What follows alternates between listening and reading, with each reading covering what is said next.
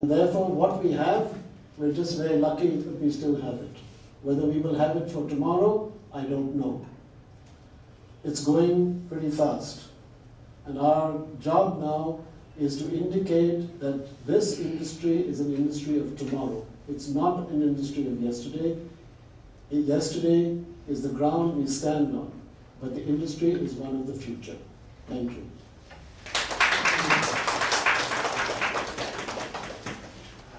We open for discussion only after adding a few words.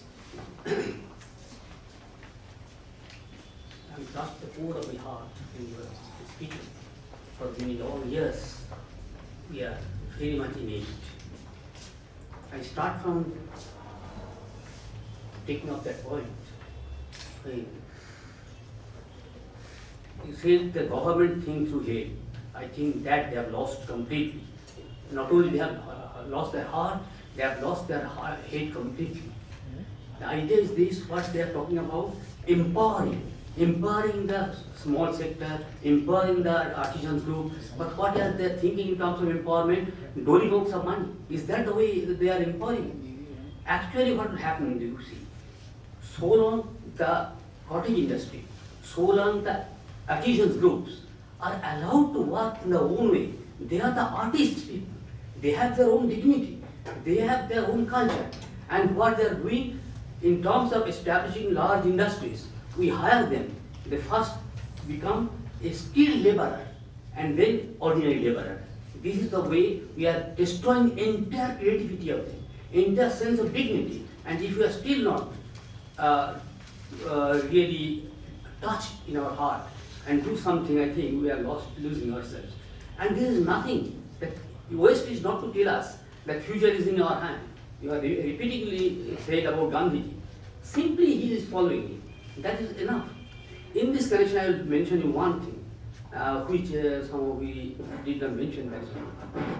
Between 1983 and 2001, three at least conferences were held, big conferences. One in Bombay IIT, the other was in Madras IIT, third was in Varanasi. These three were traditional science and technologies of India, these three congresses. And from all parts of India, various artisans groups were invited. Not along with the intellectuals, they performed their arts on the campus itself, and huge amount of interest was created. But no dent was created in the minds of the government. But it's open for education. Yes. I think the dent is created in the sense of mantras, because every time we want to showcase Indian culture, we pull out the potter, and he does the wheel, and we quote the Vedas and everything else. But what is happening to the culture, to the potter's clay? What's happening to the potter's source of water? What is happening to the potter's source of sail in Paldi in Ahmedabad, where the National Institute of Design is located? Just down the road, there was a place where the potter would sell his pots. And those pots I discovered when I went to Ahmedabad had the same surface design as the shards from Harappa that were at Lothal, which is down the road from us, Lothal, Indus Valley Civilization. So we're able to tell our students that, my God, right at your doorstep is the continuity of India's culture and of its design traditions. The same designs from Lothal, Indus Valley Civilization, to today. In the name of beautification, that space has been taken away from the potters. And we now have an ugly fountain laying there. And the potter has therefore lost all their sources of clay and water are gone with the beautification of the Sabarmati River. They can no longer sell their pots in the city because they've lost their habitations. So it's a mindless marginalization of India's greatest source of creativity. Well, we are supposed to discuss actually 4 papers at the end of the session, but I'll address Mr. Chatterjee's paper for the present. And what I would like to say is this, that I think, in a sense, he's kind of preaching to the converted. I don't think that the moral, the aesthetic, the the reasons of traditional tradition and taste, and even cultural issues that you touch upon, there will be anyone who would disagree with you. What I find a little baffling is that you continue to stress the need to get government support. I find this baffling because in the first place, there is a declared neoliberal policy which would talk in a language that I think will be different from the language that you would like to listen to or talk in. And therefore, you see, I find that it's difficult to understand this part of your presentation. Why the stress on how the government has done or has not done something? If indeed, as you said in the beginning, you are talking of the market, the important thing is to ask this question, is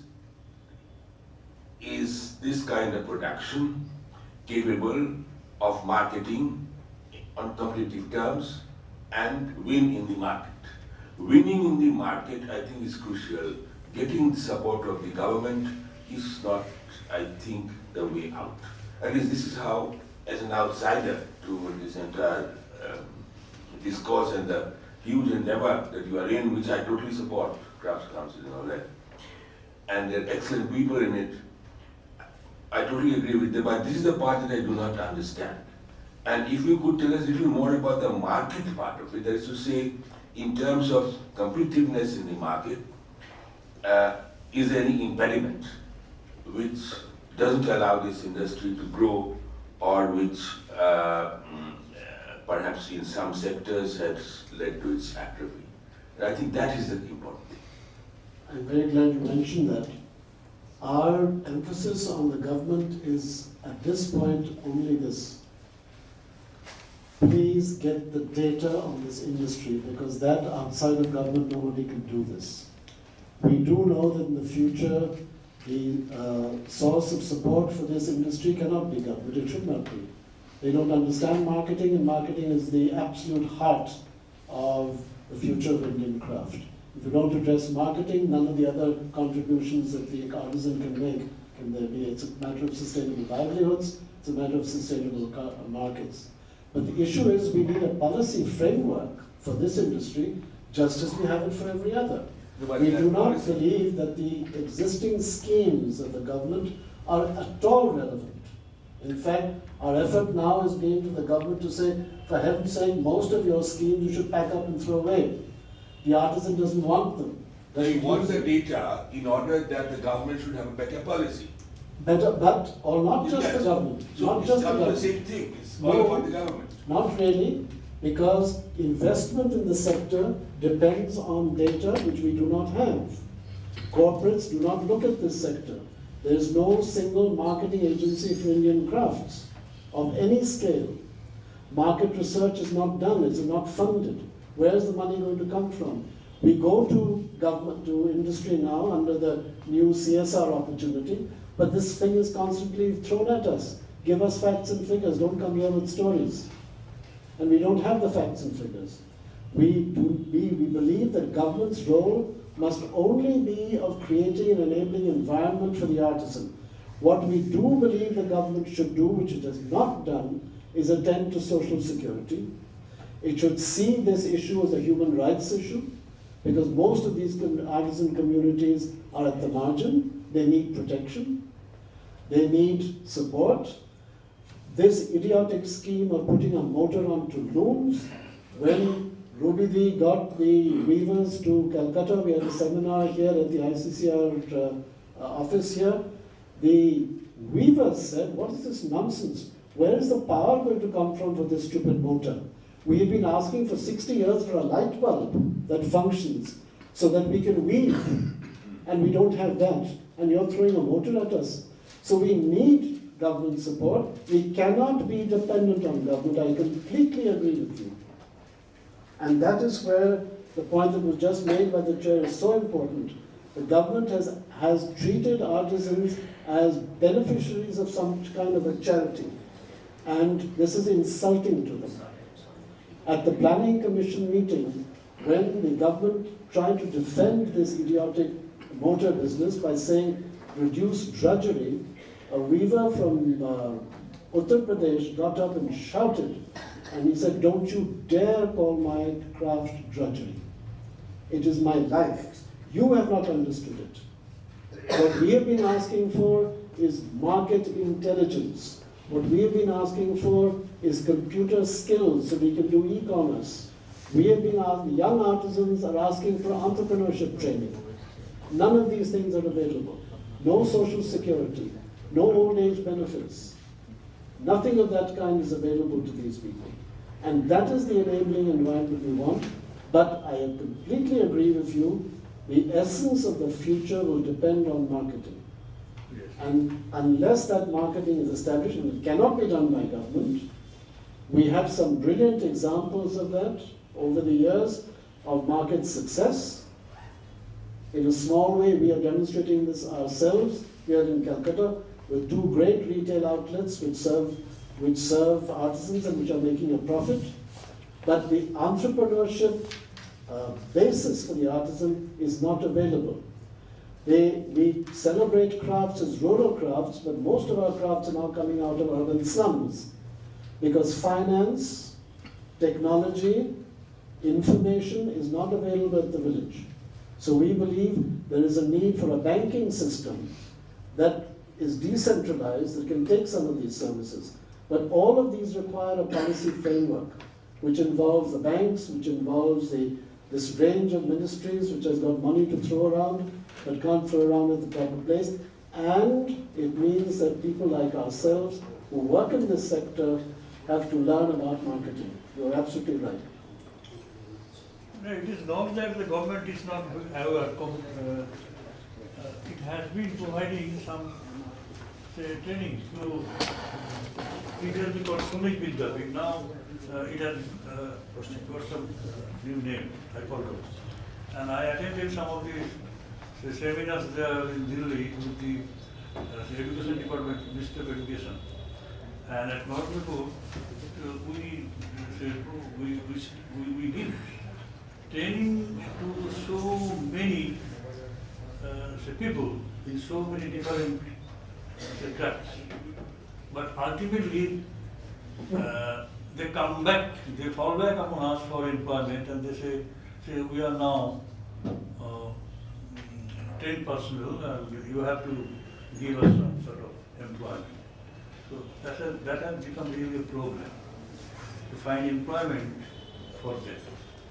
So there is a department, there has been some amount of money earmarked for this training program, and we are conducting it through SHG, self-help group, but to no effect. This is the problem. Swamiji, the problem there is exactly what was just mentioned.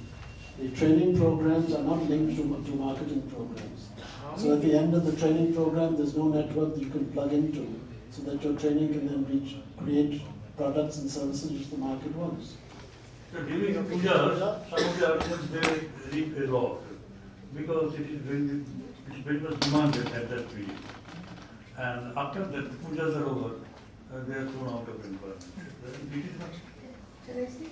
Yes, Lakshman. I'm an anthropologist, so I always go back to the human being. And this is quite interesting for me because we are also conducting, our students are also conducting researches, mainly for PhD and other degrees. And they were working among the potters. There are so many things that, like the ornaments that are coming up, conch shell products that are coming up.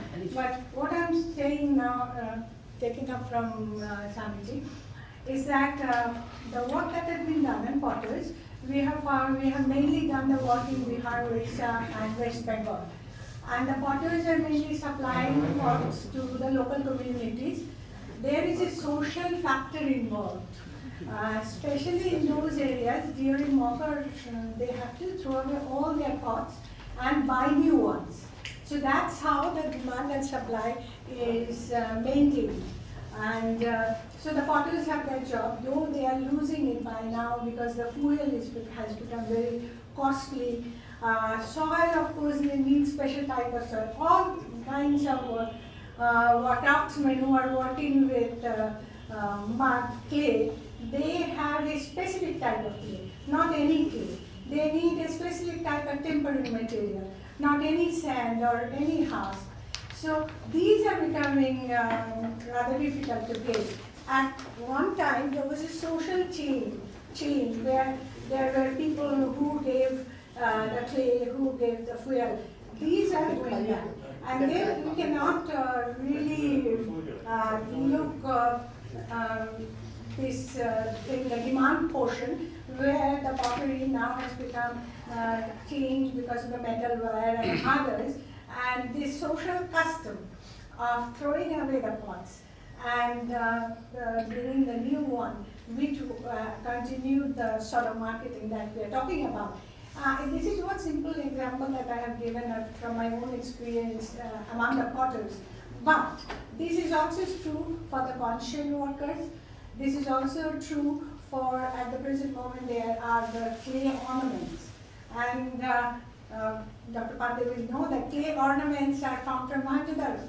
There are clay bangles from Mohenjo-daro, and there are also some ritual aspects of exchanging the clay bangles at the time of Durga Puja. Even among some castes, they will give you all the gifts, but at the same time there is also symbolic clay bangle, and the similar bangle is also given to Durga, that bangle. So there is a kind of continuity of the craft. But then again, we are talking about government, we are talking about training and other things, but the main social factor is changing. That is the basic thing. That's the point that we have to take into account too. On this point? Yeah. Last first installment about it. I just want to understand, Andy, that if you go to the Vishnupur, especially the Panchkula village, then there we find almost 400 to 500 years that terracotta tradition even prevails there. But nowadays, the artisans, they are preparing only the modern artifacts, just like the dolls and other day-to-day life artifacts. So discarding that the traditional craft, or that they are preparing, earlier they prepared that the sculptural panels of the temples, and in fact there had been a market for this. But now the modernization, due to modernization and due to the rapid growth of urbanization in that area, then automatically the traditional craft is now deteriorating nowadays, day by day. So how could you prevent this?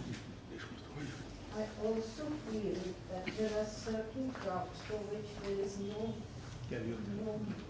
demand for it. For example, I would talk about baskets. Now, baskets for a lot of us, especially in Bombay, traditional baskets have been replaced by plastic baskets. And whenever, you feel that, no, we should have the traditional baskets because we want to support the craft, I find that our family members refuse to use them because in Bombay there's so much fungus, there's such insects that go into it that they just find it very difficult for upkeep. So if you have something in plastic, they would rather have that. In the same way, I find even pots become unhygienic. People are now looking at the filtered water. They don't want pots for water. So in some ways, they have outlived their usefulness. Now, unless we find some other way in which they can be used, I think we have to get used to the idea that certain things will fall into disuse and that they will go out of our cultural milieu. May I respond just quickly to say that change is inevitable, and this is where scholarship is needed, but there's some brilliant demonstrations. The Indian artisan has been managing change for generations, and Of course, situations change. Of course, materials change. And these issues that you just mentioned are genuine issues. Half my life is spent in drinking water and sanitation matters. There is no greater product for safe water in this country than the mud pot. None. And we don't promote the mud pot as a source of safe water. So the issue here is public consciousness, public education, the ability to change with the times. There's nobody better than the Indian artisan. So give them a chance. The work, if you come, I don't know whether Calcutta has a similar exhibit, but we have in Ahmedabad, now also destroyed thanks to beautification of Sabarmati, the Sunday market, where recycled products made by hand have been sold for decades. What do they recycle? They recycle plastic, and they recycle it beautifully. They make the most incredible baskets and woven bags made out of discarded plastic bags. Now, anyone can use those. And now, of course, there are combinations of materials which we have got. One issue that is extremely important is to link the Indian artisan back with the building industry. Because that link was destroyed somewhere down in recent history. We need to bring that back. If you go to places like Rajasthan, where they've worked with the hospitality industry, you can see how contemporary our traditional crafts can be. Absolutely cutting-edge contemporary. So leave the issue to the artisan, but educate the public that these products, for example, the mud pot, I know from my experience, there's nothing to touch that as a source of safe water in this country. But it's never promoted. The assumption is that the pot is unsafe. Far from it. Sir, Professor Pandey, so we have the discoveries in Harappan and Mohenjo-daro. So from this, can we infer anything about the Aryan link, Aryan and non-Aryan elements? This is very vital. I didn't get you. Is there, any, do you connect what you said with the debate about Aryan and non-Aryan presence in that part of India? Well, as far as archaeology is concerned, we have no concrete evidence about Aryans, or as far as the Harappa culture is concerned. So I think at this point of time, there is no point in trying to connect the Harappans with the Aryans, even though some scholars have done it. Yes. Actually, one, Dr. Bhagwan Singh has written a book, the Rigvedic Harappans. Yes, he has published the book. So, but the problem with the Aryans is, that it is a philologist's creation. We do not know really about the Aryans, who they were in clear ethnographic terms. So I think at this point of time, or even in future, I am not sure if this problem is going to be resolved. I think if you already have started with the Professor Pandey's paper, any questions there we ask. Then we can come back to this. Yeah, I have a good. From Virana. From Virana. Virana. Yes, yes. Virana has provided very interesting evidence in regard to the as far as the Israel material is concerned, and we have found quite a lot of quite a number of seals and seals have been found in Virana, and some of those have already been published. Parmana. Yes, Parmana also, I think some inscribed material has been found. Material also same. Material, the seals are normally of scale type. Dr. Pandey, I have to say you only one thing.